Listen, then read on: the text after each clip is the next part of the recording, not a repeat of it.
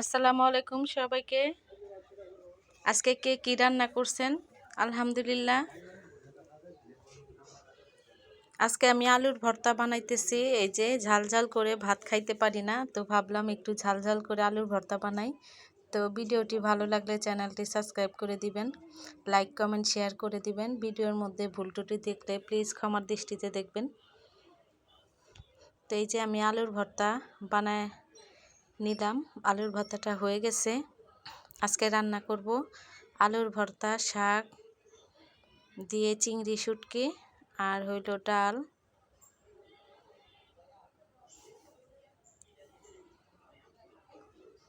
এই যে আলুগুলা নিয়ে নিছি সিদ্ধ করে।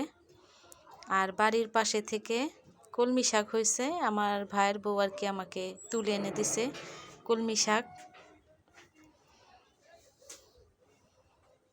কলমি শাকগুলো দেখতে খুবই সুন্দর লাগতেছে। আর এখানে হলো চিংড়ি শুটকি।